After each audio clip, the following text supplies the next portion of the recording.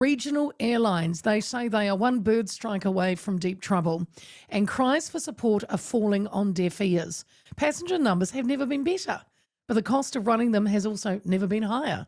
Sounds Air boss Andrew Crawford says while business is booming, they still had to axe their Taupō and Westport routes and sell off a plane just to keep going.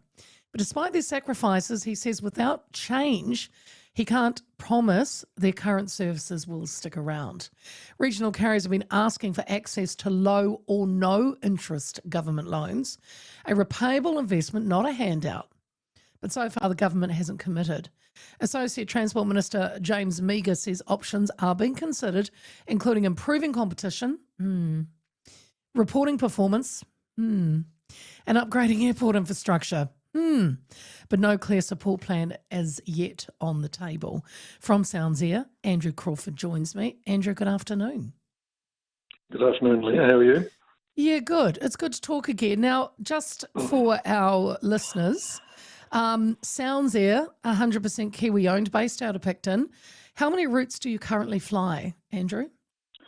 Yeah, we're based out of Blenheim. We originally started Wellington to Picton, but we now do 7 routes. So Wellington to Blenheim and Nelson, so we keep competing with the national carrier there. And then we took over Blenheim to Christchurch and Christchurch to Wanaka when Air New Zealand pulled out of those routes. And we also do Blenheim to Kapiti and Kapiti to Nelson. Right, okay. We used to do Wellington, Taupō and Westport, as you just mentioned, but last year we got encouraged to apply for the Regional Infrastructure Fund. And once again, no joy, so something had to give. So Wellington and Taupō went, and we, as you mentioned, we sold an aircraft and left recently. It's now flying in Alaska.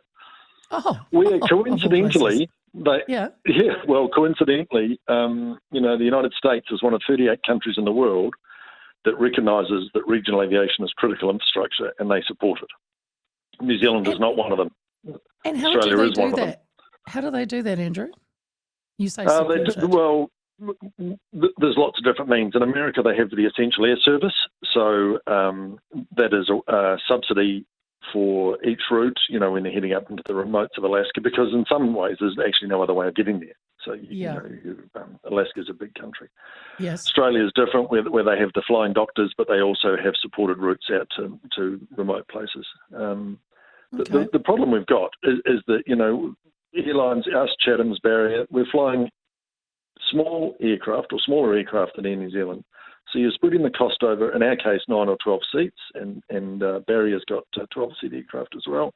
And Chatham's, has Saabs slightly bigger, but still smaller than Air New Zealand. So that cost model has got to be spread over a smaller number of seats. And since COVID, the cost and supply chain model has changed dramatically. I mean, us and Barrier and Chatham's, we've been going over 100 combined years supporting regional New Zealand. And all of a sudden, it's no longer viable. Well, why is that? Something's changed, and what's changed is the cost structure since COVID. It's brutal. We're paying 46% more now for fuel than our 10-year average before COVID.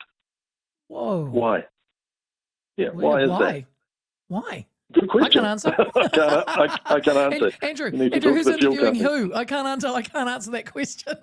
No. I see what you're saying. But you get the idea. Fuel is a huge part of fuel is, of course, a huge part of our business, and we're spreading that cost over 9 or 12 seats. It's very difficult. Oh my gosh. Okay, math wasn't my strong point, but I can work that one out, and it's not good. Yep. You've called the regional flights essential services, and a big part of it is healthcare. Can you explain that? Correct.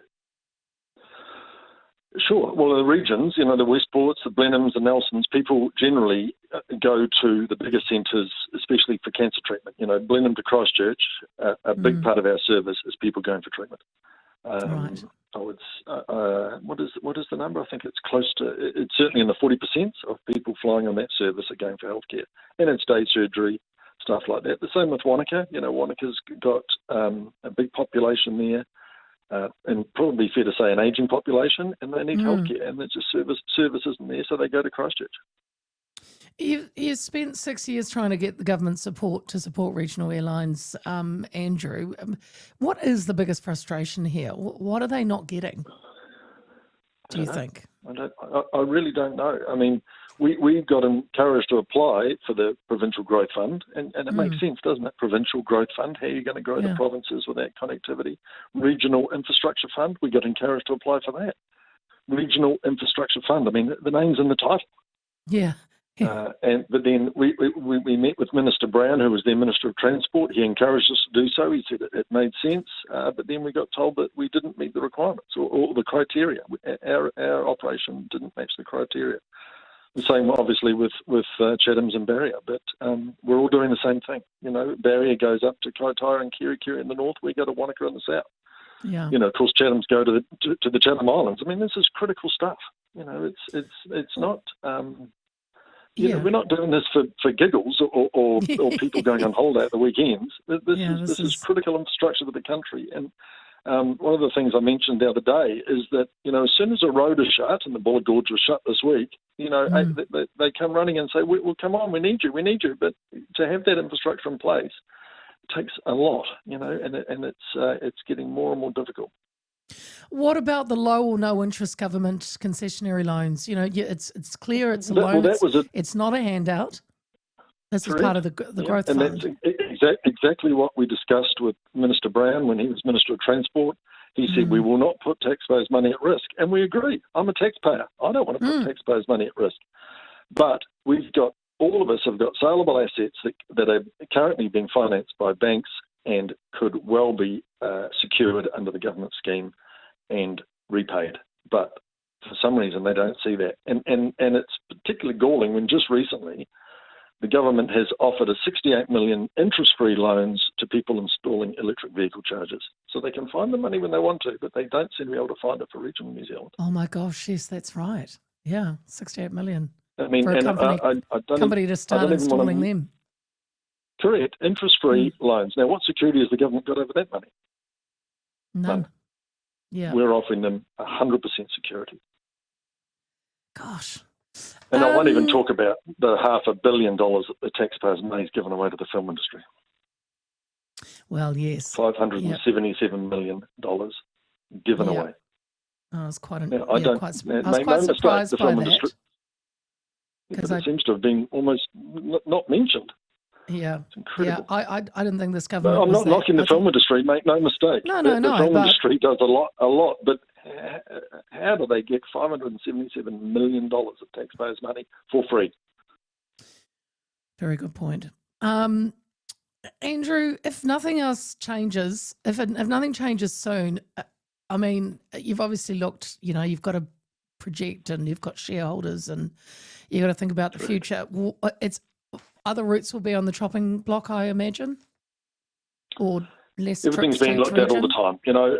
And the most tragic thing is that numbers have never been better. The people want to fly.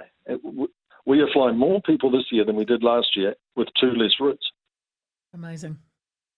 It is. People want to fly. They are back into it. And as I said, it's healthcare, it's business. There is some tourism, education. Yeah. It's all things that make regions thrive. But, I mean, if the numbers were terrible, we wouldn't be having this conversation, would we? We'd go, what's the point? But the numbers aren't terrible. And Andrew, I gather you're looking ticket pricing. I mean, you know, you could just really ramp up your pricing. Well, that'd be the end of the passengers, wouldn't it? You know, we compete with Air New Zealand on Wellington, Blenheim and Wellington Nelson. So we have to try and be around what Air New Zealand offers or people will just fly with Air New Zealand. Yeah. Do you think... So there is competition, you know. It does make me laugh that people go, you know, there's airfares where you need to have an inquiry. God, Lord, I would welcome an inquiry into what it costs to run a Nilo. Welcome it. Bring it on. People would be absolutely horrified. Do you think the government's ownership of Air New Zealand is part of why they won't help you? No, I don't think so. No. It says to me that's why they should get it. They understand it. Yeah. Air New Zealand's had support many times down the years. Of course. Do we value regional connectivity or not? When airlines are doing 600 flights a week, does that not tell you something? These services are required.